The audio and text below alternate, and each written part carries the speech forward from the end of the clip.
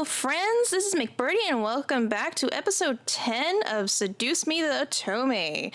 And last time we left off, we were about ready to get started on making a party happen because my dad apparently wants me to have a party immediately after my grandpa dies. He's great like that. So let's see what we are going to get ourselves into. We sat down and talked about what needed to happen before the party started that night. Each guy had been assigned a different part of the party to do, and right after lunch, we began to work. Since everything was taken care of by at least one incubus, James told me I could assist one of them. The question was, who? I love how we have to actually call them incubuses, but okay. Let's see. So Damien's doing the lobby, Eric's in the dining room, Sam's with the front yard, James with the garden, and Matthew with the cooking. I don't know. I mean, let's see. I have to remember who these guys are again.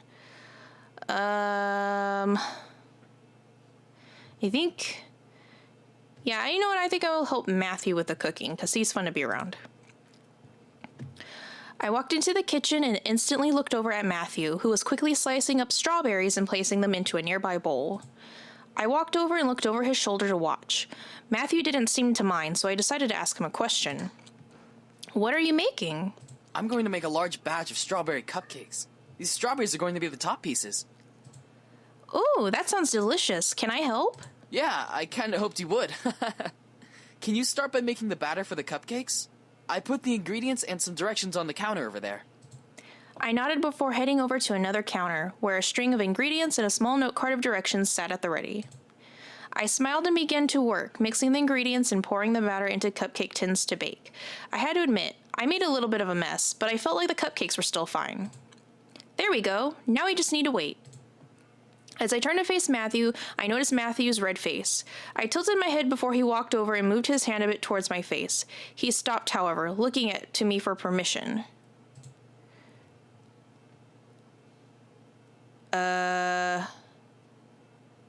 I don't really understand what's happening. Sure. Whoa, I got a heartbeat for that. Matthew continued to move his hand towards me, gently brushing a finger over my cheek. My senses tripled, feeling his finger wipe over a small stain of powder and cream that had landed on my face. You, got a stain. Matthew's finger was ginger and timid. Oh, okay, ginger, yeah, I guess that's a word. Yeah, Sabrina, it's a word. Yes, ginger is a word. I don't know. When they said ginger, I just kept thinking about the damn plant ginger, the root ginger. So I got confused. I'm sorry. Matthew's finger was ginger and timid, wiping the stain off with as little contact as possible. Lightning shot through my body at each wipe, running down my spine in jolts. Oh my god. This is terrible. I closed my eyes, unconsciously leaning into his touch and naturally wanting more. However, Matthew pulled his hand away, causing me to open my eyes and look at him. Matthew was biting his lower lip and had pulled his hand to his chest. Sorry, I got it all? Oh, thank you. Matthew quickly shook his head and grinned his goofy grin at me before continuing to make another appetizer for the party. I blinked a couple of times, wondering if what I saw was real. The hour of the house party had arrived. In my mind, I kept double and triple checking the essentials for the party. Knowing my dad, he invited his business partners and the executives in the Anderson Company to show me off. Show me off, like I'm some prize cow. I stood in front of my mirror in my room, staring at my form as a million thoughts ran through my mind. It was just a housewarming party, but at the same time, it wasn't. It was my chance to show my dad that I was better than his expectations. It was a chance for me to see my parents as a woman. It was my test to see if I was really ready to live on my own. Well, not truly alone. I had the incubi to thank, but even so, I didn't have my dad guiding me or my mom helping me live through living alone. Ugh.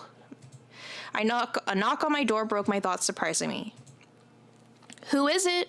Hey, are you okay in there? Your parents should be here soon, so you should hurry getting ready.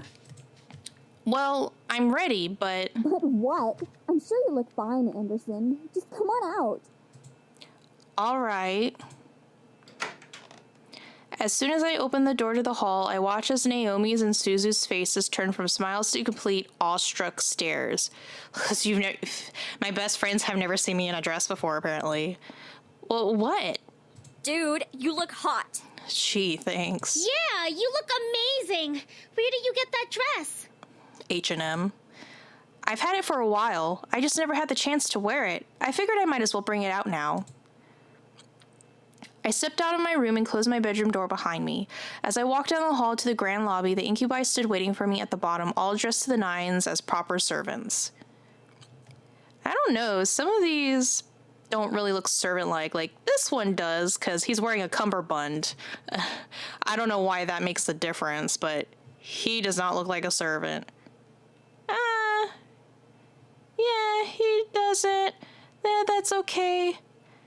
He doesn't quite look, I guess, whatever. They're really posh servants, apparently. Whoa, they really know how to dress well, don't they? Man, did you say that right in front of them? Yeah. I was slightly taken back on how great the boys looked in uniform. Each had the poise of a perfect gentleman, even Sam. With his arms akimbo. I slowly began to climb down the steps with Suzu and Naomi behind me. The boys watched as I descended the staircase one step at a time, like knights waiting for their princess. I felt my face slightly flush, but I quickly shook my head to try and regain my thoughts. As I reached the last step, James offered his hand out to me and walked me down that final step, smiling. As beautiful as a princess, miss. Thank you. So, are you prepared for tonight? Yes, I'm ready as I'll ever be, to be honest. Oh. I mean, I don't know. Considering they got this ready in a day, I don't think I would be ready either. I didn't feel confident at all. Something about tonight frightened me. I couldn't tell if it was the fear of my dad or of the guests that Dad surely invited, but something about tonight's party left me beyond nervous. The other boys smiled assuringly at me, which made me feel a little better about everything. I looked at my phone and marked the time. Almost right on cue, the doorbell rang. I gulped. I could practically feel my dad's aura from behind the door. Sam and Eric quickly rushed to the door and opened the double doors wide to reveal my parents, both dressed in their best. Hey, Mom. Hey, Dad. Oh, that's a cute dress. Oh my, I didn't know your bequeathment came with servants. It was probably overlooked. Besides, who would deny good service? Good service more than in one way.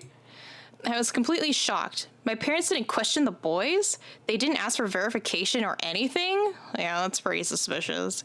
I looked at the boys and noticed Sam and Eric staring intently at my parents. Were they using their powers on them? Oh, I guess that would make sense. They had to be. There was no way they'd be okay with this otherwise. I guess the servants counted as belongings to the house. Yeah, servants are belongings. Because they're slaves, not servants. And that's totally A-okay. My mother quickly rushed to me and gave me a large hug. I hugged her back, inhaling her perfume. It had only been a couple days, but living away from the ones who raised me was hard. My mother soon let me go and looked at my outfit. Gorgeous. You look so lovely. David, look at your daughter and tell her I'm right. I looked to my dad, who was looking around the lobby like an inspector. I stood my ground, waiting for him to look at me. When he did, he let a small smile grace his lips. Your mother's right. You look like you're all grown up. The world around me stopped as my heart pounded hard in my chest. Did my dad just compliment me on his own accord? My mother was grinning ear to ear at his words. I was beyond speechless. Thank you, Daddy. However, his cold face quickly returned as he began to look around once again. I assume that you're ready, then, to impress the rest of the guests, correct? What do you mean? The entire board from Anderson Toys is coming tonight. Even the vice chairman's son will be coming. All of them will be measuring your potential. Your potential in bed? My potential? To become CEO of the company. How the hell do I go from being a high school girl to being CEO of a company? That makes no sense. I knew it. Something was off about tonight, and now this party had become much more than I anticipated. I gulped silently, but I nodded in response. I looked to the incubi, but they were continuing to be servants for my father's approval. I looked behind me and saw Naomi and Suzu raise their thumbs at me for encouragement. I let out a small breath before feeling my body accept the situation. I felt a weight in my gut, but I had to hide it. As if time zoomed forward, all of a sudden, the main hall of the lobby was full of guests. Men and women in formal or business attire showed up to meet me and see my new home. I didn't expect many to come, but I was once again surprised that night. I shook hands with many officials and executive members, putting on the professional face my dad trained me to have. I felt overwhelmed, but I hid it well behind a small smile and handshake. Many even asked me questions. I tried my best to reply as maturely as possible. I had to remember, say what they want to hear, not what you want to say. My god, this music has gotten super ominous, hasn't it? So, how do you feel living on your own at such a young age? I don't know, a little weird. Let's see. It's difficult being independent. I wish I was still living with my parents. It's been pretty good, actually. I'm doing my best. Could be better, to be honest. Well, I feel fine. It's been... Sorry Oh! for your grandfather passing away. What the hell? Really hit all of us hard. I'm sorry. Was that timed? Was I supposed to pick something real quick? There was nothing to tell me that. What happened? I didn't even click anything. I'm confused. This is timed now?